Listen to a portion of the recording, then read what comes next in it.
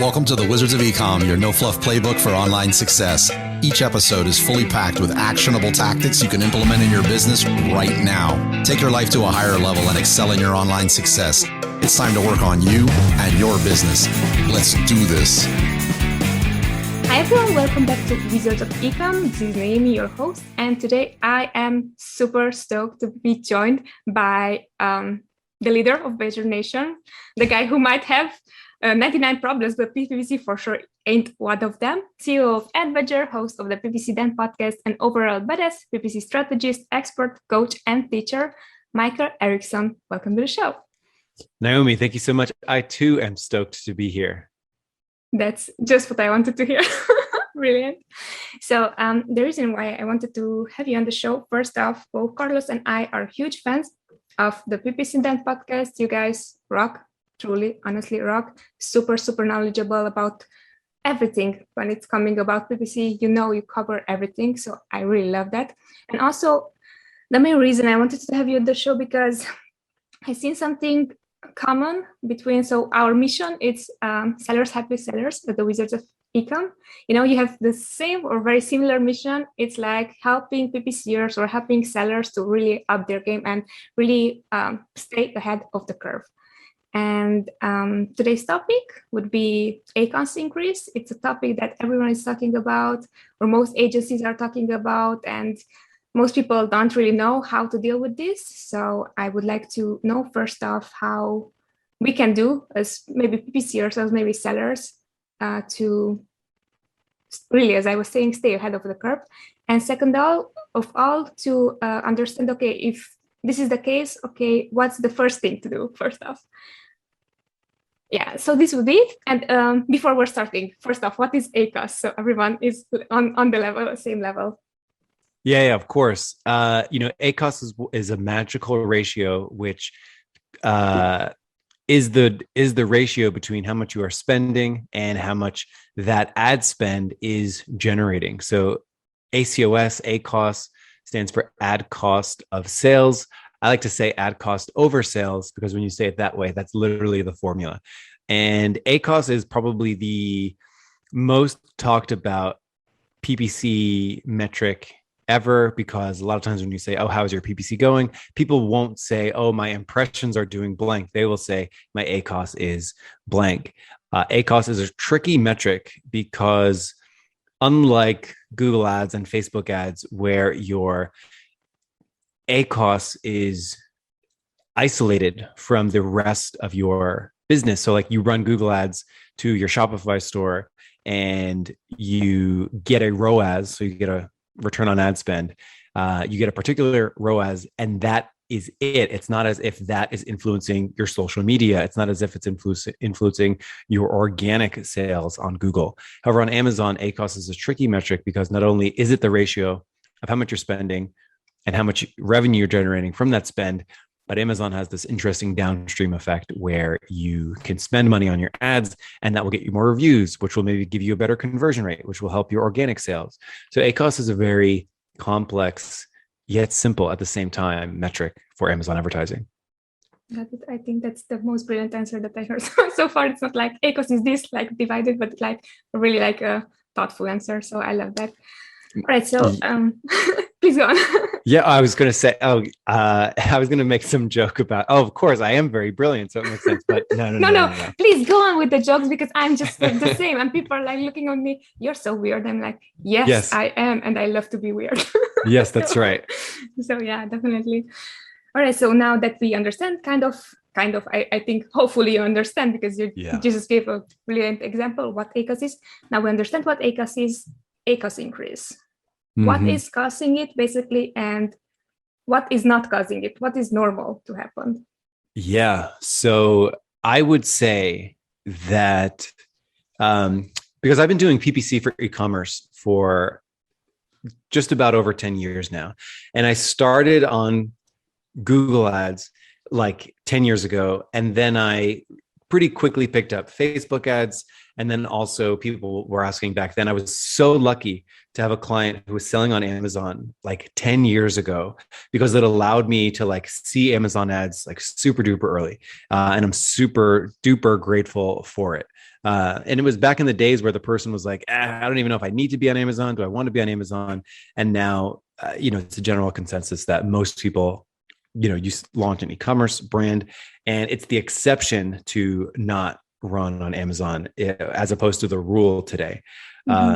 So with all that said, I think actually, I'm pretty certain this, like in terms of like the vibe, the energy, the zeitgeist, how people are thinking about Amazon right now in the summer of 2021 is that this is the summer of CPC increases. This is the summer when kind of like, every once in a while, a few years ago, I'd open up an account and it would be a complete mess.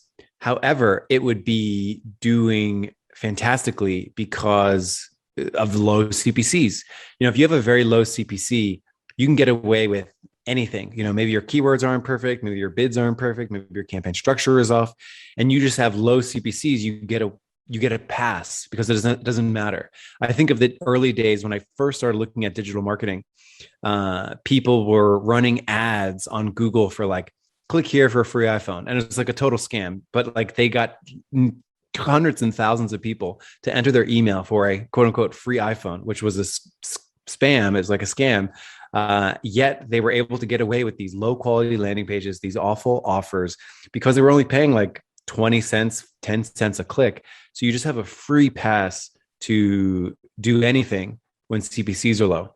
Since the beginning of this year, CPCs have gone up about 30%. There's some new reports, and I invite everybody to go to their lifetime data, hit the CPC metric, and like watch it change over time.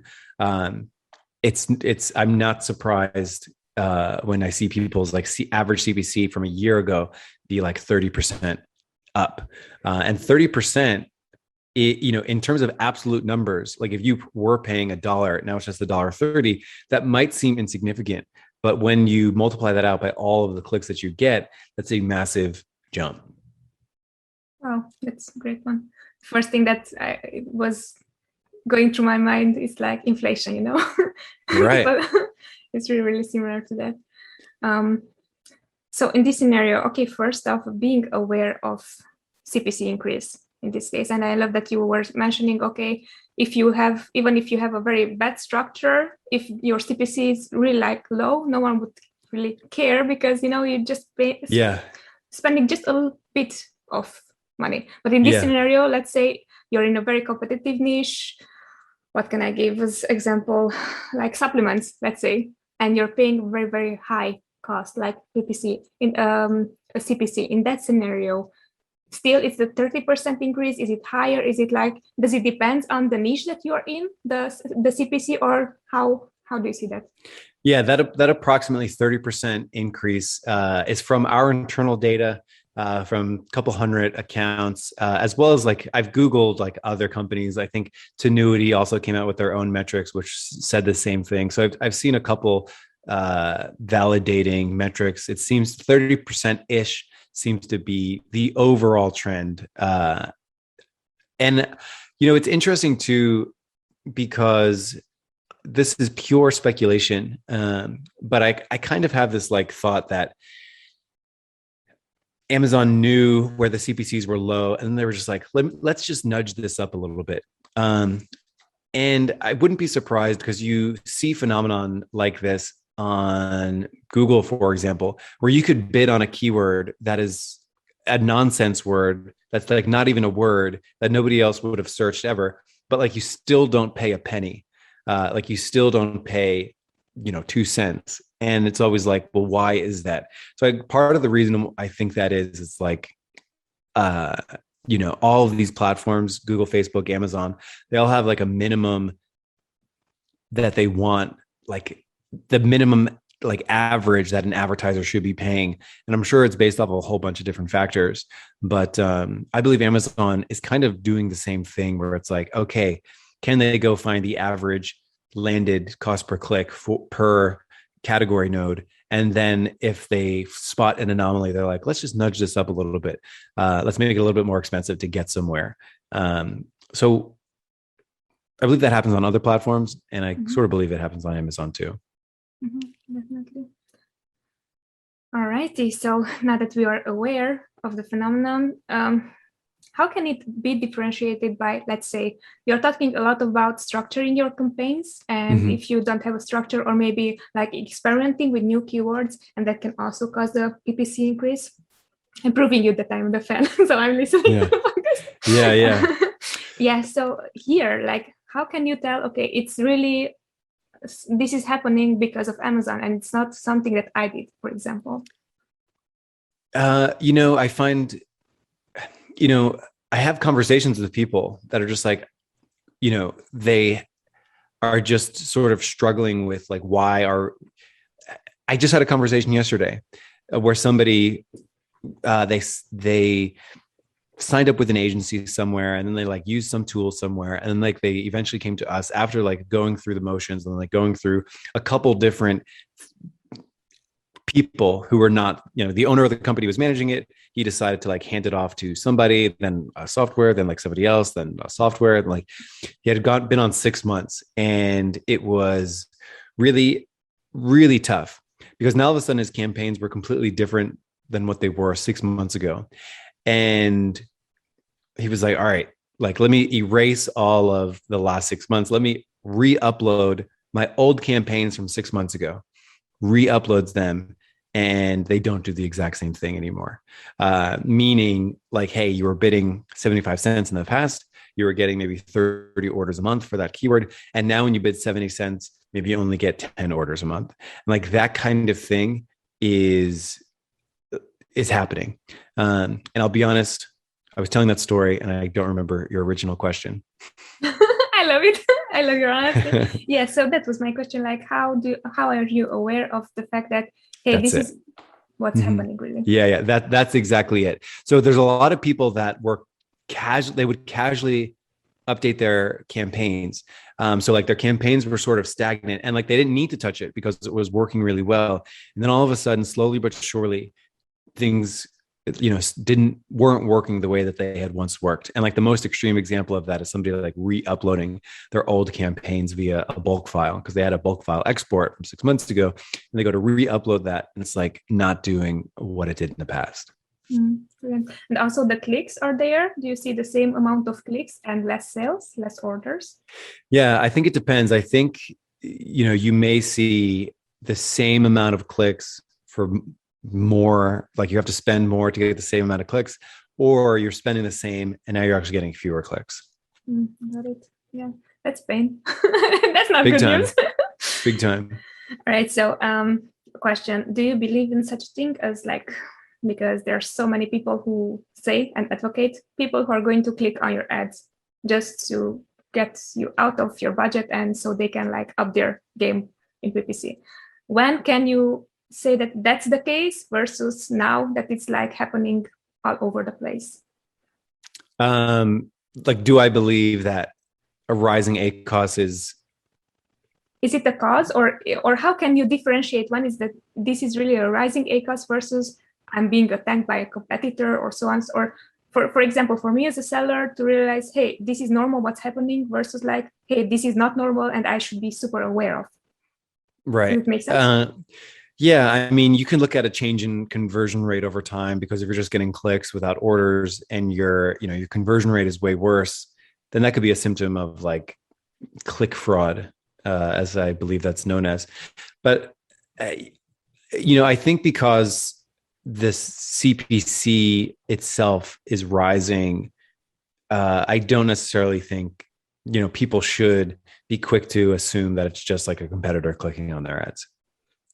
Granted, it does happen, right? But I think this is like a systemic thing happening right now. Yeah, that totally makes sense. Yeah. So, okay, now that we're aware of this, as you were saying, okay, orders will be less, clicks will be more. What else do you see that's happening at this point? A lot of people getting, people not knowing what to do about it. I would say, like, looking at the wrong spot and then getting upset about it. Almost like, PPC is a process, right? It's the act of like doing something, seeing what it does, and then trying to understand it, coming up with a new assumption, and then testing that. So it's this iterative cycle.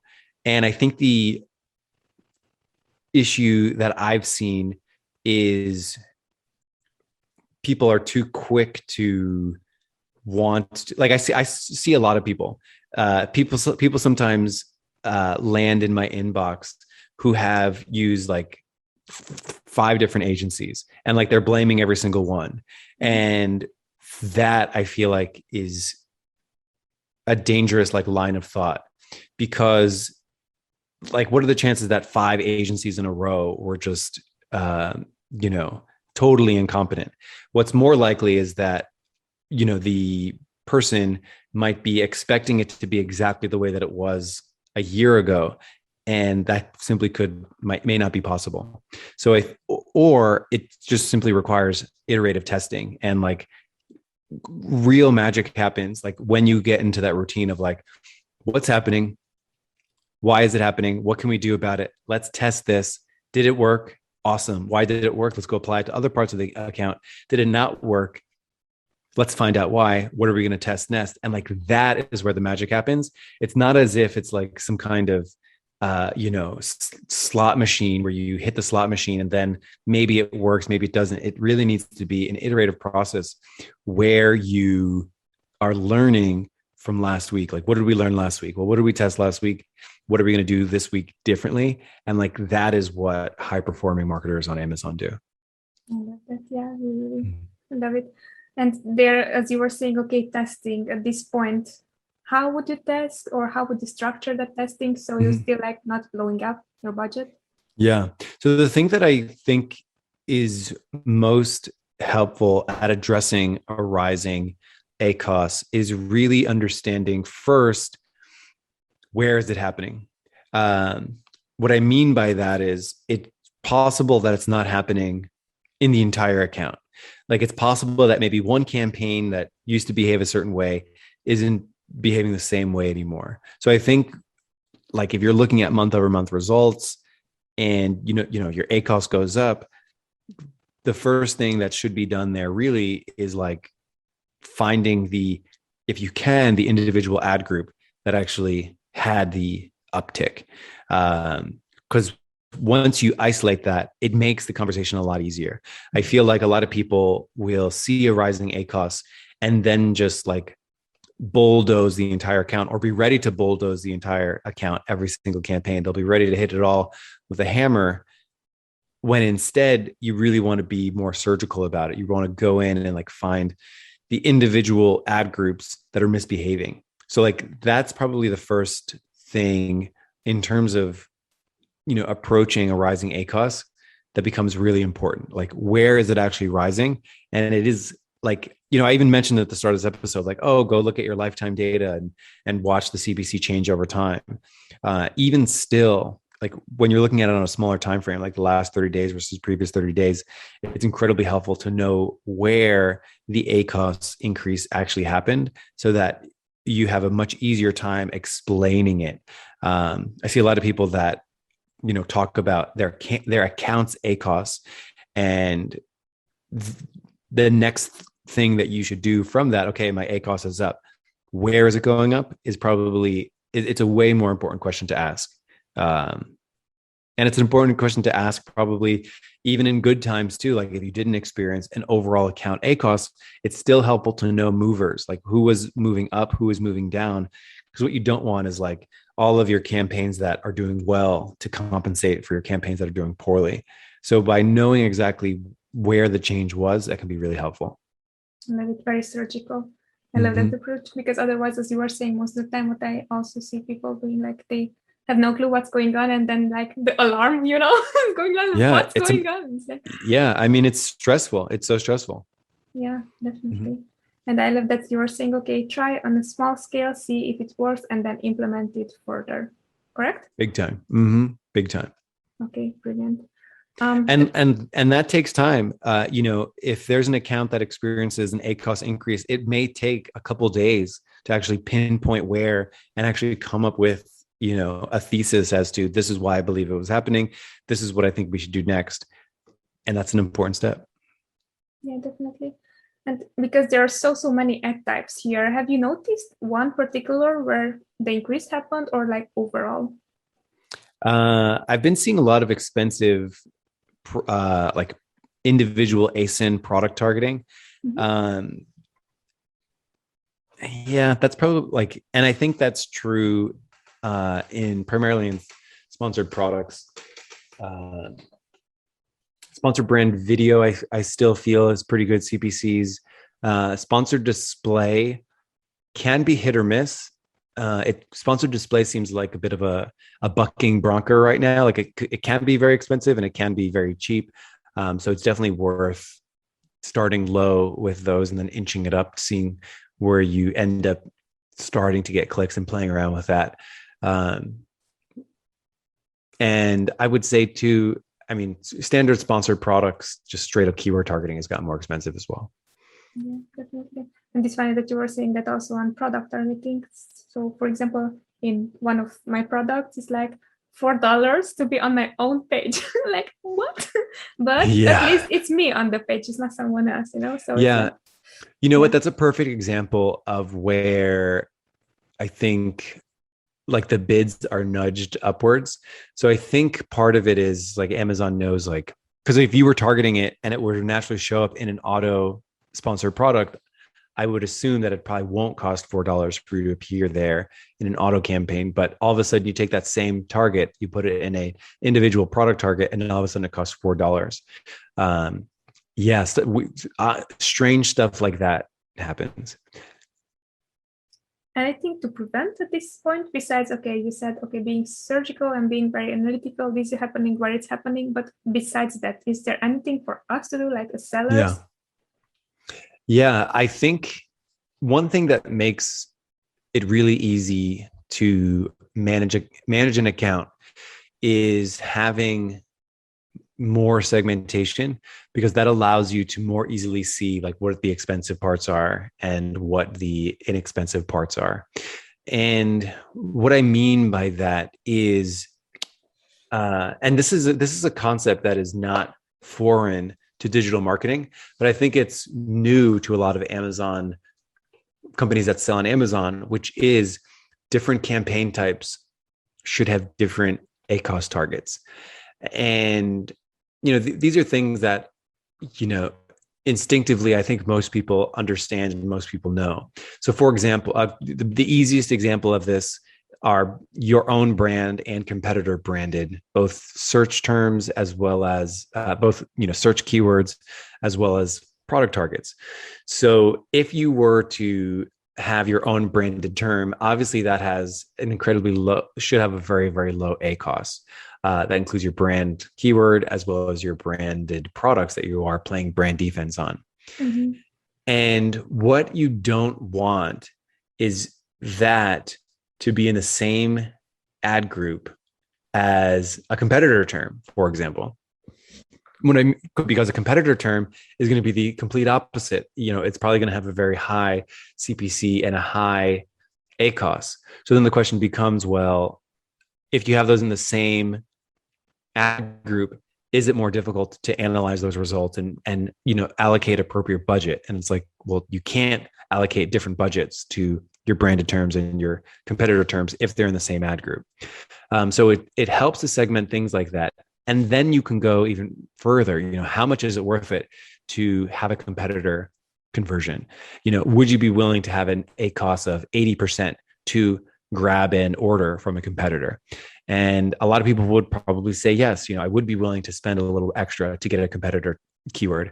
And what's cool about that is you can start funneling your impressions. I'm get competitor impressions, I get branded impressions, I get head keywords, if you're selling mason jars, then the word is just jar. So you have head keywords, you have ultra specific keywords, specific to your product. So you start thinking of all these different terms and showing up in all these different ways. And, you start segmenting, into single product ad groups or single product campaigns. And this allows you to allocate budget effectively towards the highest converting things and allocate the appropriate amount of budget for the more expensive things. Even in terms of variations, you might, if you have 4 different variations in a ad group for a sponsored product ad, it's likely that maybe one of them converts twice as much as the other one at half the ACoS. It makes sense to probably peel that out, stick that into its own campaign so that you can allocate your own proper budget and proper keywords. So, these are things like single keyword campaigns or small keyword campaigns, single product campaigns. All of those things help you identify where something is increasing ACoS, and it helps you allocate budget effectively to the lowest ACoS components of your account. I love that. And also, it's interesting that you were saying, okay, just have one and then, see, there are the differences. But what I feel most of the time, it's, it also depends on if you're an agency doing this or if you're doing it alone. Most of the time, or sometimes, you might not know which one is the right product to target in this scenario. And then what would you do? Would you just throw out a net and see which one is working and then level on that? Or what would the approach be in this scenario?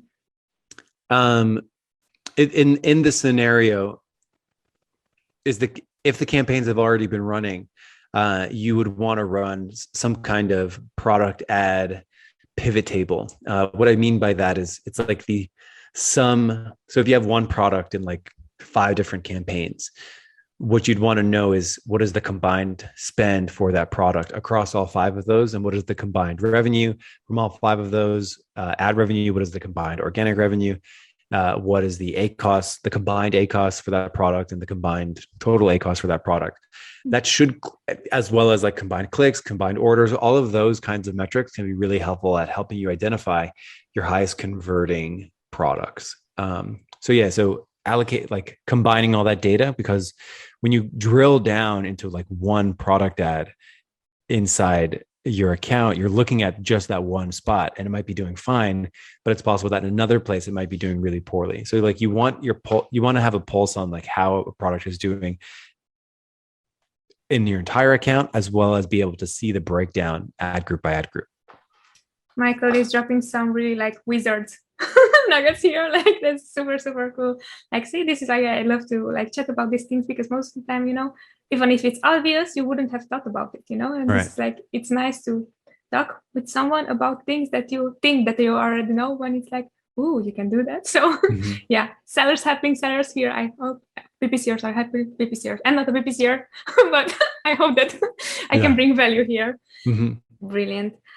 All right, so we were talking about a ton of things. At this point, usually my question is like, is there anything that I should have asked and I didn't?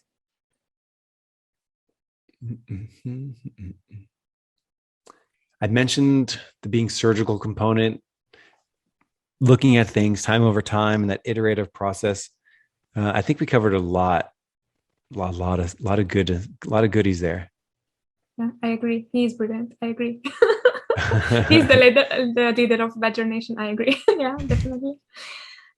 So before wrapping up, then to be super respectful of your time, I love to ask 3 questions.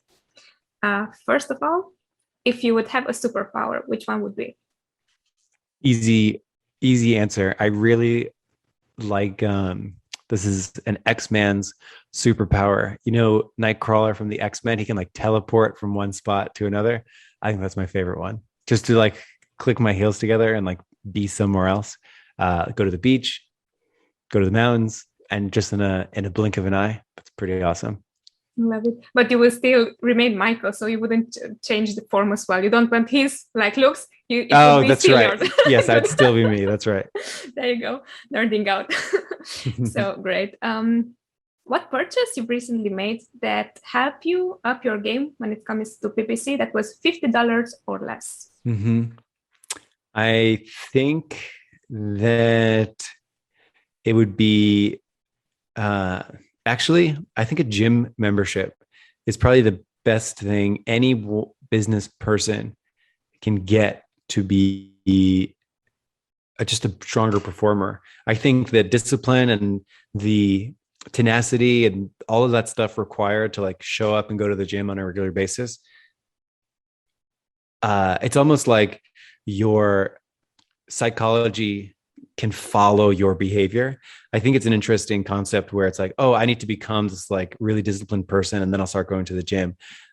I think instead, if you just start going to the gym, you'll become more disciplined. So that's probably been the biggest life upgrade for me over the last few months. And also listeners and those who are watching, you also get there a very good life advice. Just do it and then figure things out. Brilliant. 3 favorite books and why do you love them? Some favorite books, 3 favorite books. I really like Good to Great. Good to Great is a really great book. Part of the reason I like it is because they studied so many companies and they came out with commonalities of like what made those companies great.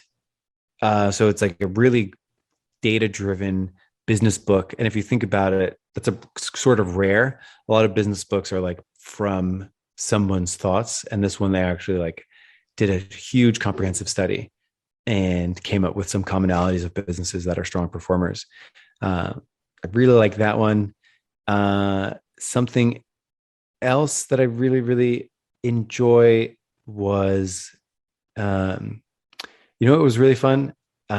Conspiracy by Ryan Holiday. That was probably my favorite book that I read last year. Good one. Have you read it? It's on my to-do list. Yeah. Oh, yeah. So many. I think, go on. Conspiracy is a really interesting, it's like a business suspense drama. It's so, I thought it was, he wrote it so well. And I thought it was so fascinating. It was really well written. And I think the last one I will say, Saltwater Buddha. Saltwater Buddha was a book I read in like my maybe 20s. And it's a story of someone who like left it all behind to like move to Hawaii and go be a surfer. And I really enjoyed it. Brilliant, very good reads. And also I love it all the time when I get books, because I have all these books, as I was saying about Rand Holiday's book. I have all these books on a very, very huge spreadsheet. And because I'm asking always for 3 books, yeah, that's great. It's like brilliant. Thank you so much. It was a pleasure to have you on the show, Michael. My last question would be, how can people get a hold of you? How can they know more about you, your awesome podcast, your services? Yeah, they can check us out at adbadger.com. We publish a weekly podcast on Amazon PPC optimization, and you can find that at adbadger.com/blog. It's called the PPC Den, and looking forward to it. And it's a really good one. And I love the intro. He has the best intro ever. And if you like Australian accent, it's your go-to. Oh, yeah. We got it. Love it. All right, Michael, it was a pleasure having you on the show. For our listeners and viewers, it was a pleasure to have you once again on the show. And we certainly hope that you learned a lot today. And yet again, see you next Wednesday. Take care. Bye-bye. It was fun sharing this episode with you. If you found value in what you've heard, please show your love with a subscribe, rate, and review of the show. Until next time.